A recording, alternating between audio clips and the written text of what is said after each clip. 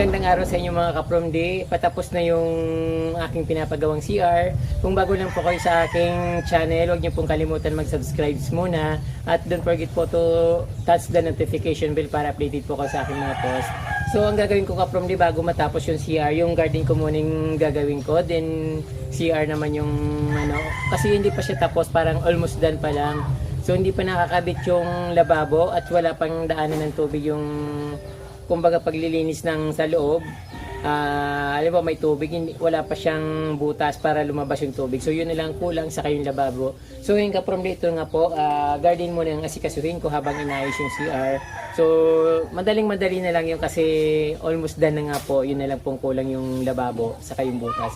So yung ka-From yung CR ay yung ano ko po dito ka-From yung garden ko. So medyo napabayaan ko na kasi dahil sa pinapagawa ko dito hindi ko maayos. Kaya unti-unti ko po siyang ayusin ngayon. So hindi naman siya madaling or hindi naman siya mahirap ayusin kasi andiyan na nakalatag na. So talagang ano ko na lang, parang i-arrange na lang yung mga halaman kung saan ko pwedeng ilagay para maging maganda yung labas ng CR ko. Din para hindi naman maghambalang doon sa ano, sa papasok ng CR at palabas sa CR. Although medyo masikip kaya medyo i-ano ko, parang i-adjust ko yung mga halaman kung saan ko pwedeng ilagay. Yan po ka-From D. So ngayon ayusin ko muna at pag-isipan ko kung paano ko papagandahin ulit at paano ko ayusin at kung saan ko ilalagay yung mga halaman. Mga ka-From D, dahil dito yung daanan papunta sa papasok ng CR, so kailangan kong ayusin itong dadaanan para just in case na halimbawa gamitin ko na or may gagamit na, dahil nandito pa rin yung friend ko, syempre gusto niya rin gumamit ng CR na bago. Ito munang ayusin ko yung dadaanan, tapos lalagyan ko lang siya ng bato kasi tag-init ngayon, walang mga baha-baha kasi yung mga puting bato nakukuha ko after bumaha ng malakas. So nakakaladkad ng mga malakas sa tubig yung mga buhangin at yung mga bato, so umiibabaw yung mga puting bato. Kaya tigil muna ako sa pagpupulot ng mga white stones kasi wala pa siya. So dito munang magko-concentrate muna ako dito sa mga ordinary stone. Kaya ito muna yung ayusin ko, yung dadaanan papunta CR. So ito ka-From yung nakita nyong halaman dito, so tatanggalin ko siya dyan, then ilalagay ko sa ibang lugar yung mga halaman na tinanggal ko dito para maging maluwag yung daanan. Ano yung ano ko, nalagyan ng simento yung aking pitcher plant. Kailangan kong ayusin to, hindi naman siya dumikit kaso siyempre delikado yung mga ganito sa sa halaman.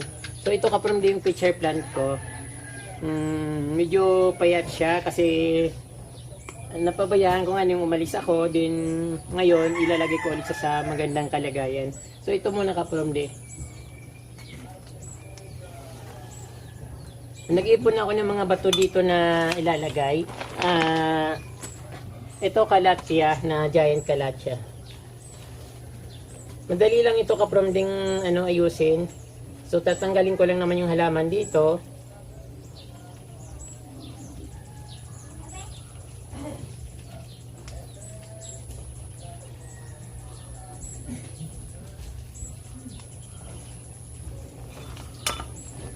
So napakarami kong paso dito na may halaman. So ito diretso na doon. Ito yata ang gumamela na ito, ang ganda-ganda sana. So puputulin ko siya para masyado nang mataas. Saka gusto ko kasi i-compress sana. Gusto ko sana itong tanggalin. Pero mas okay na yung may halaman dito para pag sa CR, parang siya, parang may harang na nakabukas. Nakalimutan na nakabukas yung pinto ng CR. So at least meron siyang kumbaga tawag doon? Harang siya. Parang curtain, parang ganon.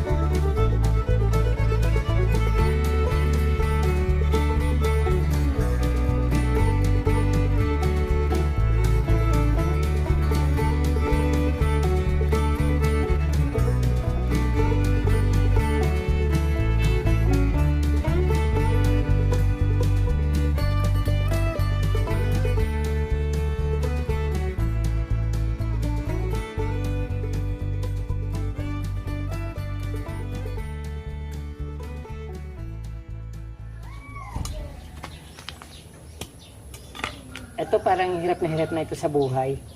So, ilipat ko na lang siya dito sa soil, direct soil para gumanda. Wala pa akong masyadong maisip na landscape dito. Kasi ang gusto ko lang naman, isaayos ko muna yung daanan papunta sa CR. Kaya, ito muna, i-repot ko muna siya dito. Ang direct soil para gumanda naman ang buhay nito.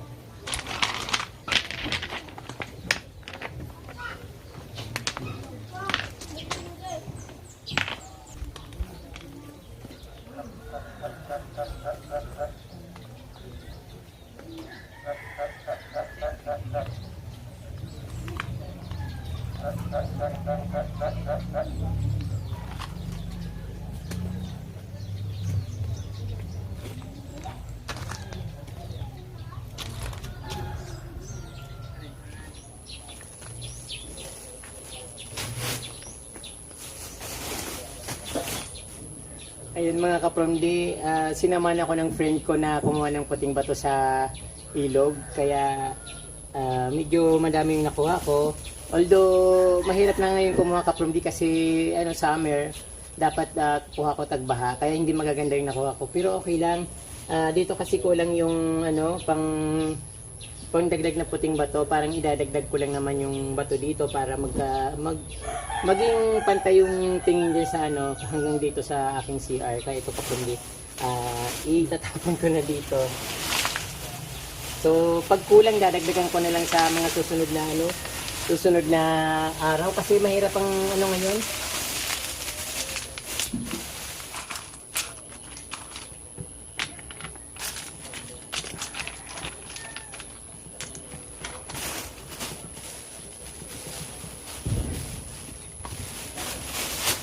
Ito kahit lumang-luma na yung plastic, ginagamit ko pa rin para magamit ko siya kasi pag tinapon, walang matapunan dito kaya dapat gamitin na lang hanggang sa siya masira.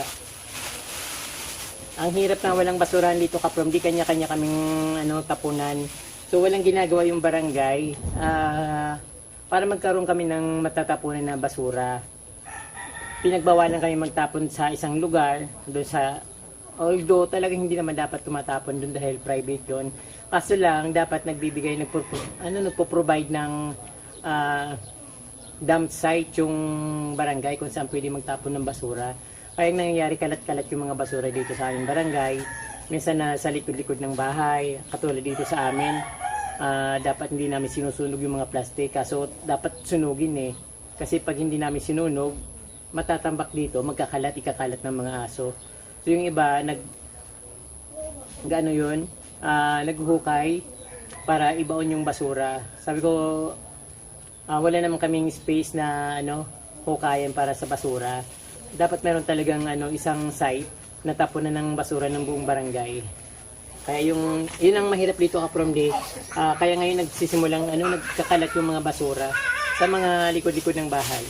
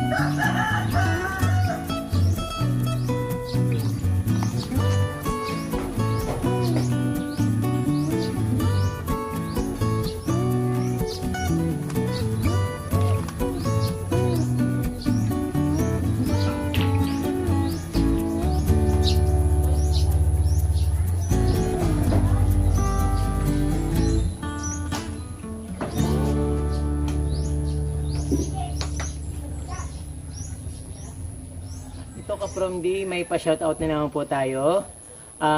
Shoutout to Milita Abendanyo, Emilyn Bismanos, Arnel Sebastian, Mami Emily, Iba Mangawang, Home Food Garden, Wilma Di Guzman. Si Ma'am Wilma Di Guzman po ay birthday niya sa April 25, 59 years old na po siya. Hello po Ma'am or Mami Wilma Di Guzman, advance happy birthday po. Sa April 25 po, sana po humaba pa yung buhay nyo at madagdagan po ng maraming birthday at maging masaya po kayo sa inyong birthday. Malapit na po kayo mag-senior. Lani Orias, shout out to Flor Diminda Apostol from Lani Orias. Lynn Manalastas from Purak, Pampanga, Lula V. Ahiro, Asusina Conde, Sonia Soriano from Matnog, Basud, Camarines Norte, Myrna Sarmiento of Pampanga, shout out to Cheryl May Cañas, Lolita Aguilar of Silang Cavite, Marites Liabres from Cabanatuan City, shout out din po kay Nini Trinidad. Birthday niya po nung April 13. Pasensya na po Ma'am Nini Trinidad dahil hindi ko po na shoutout nung during birthday mo po. Kaya belated happy birthday na lang po Ma'am Nini. Pasensya na po. Daniela Marie,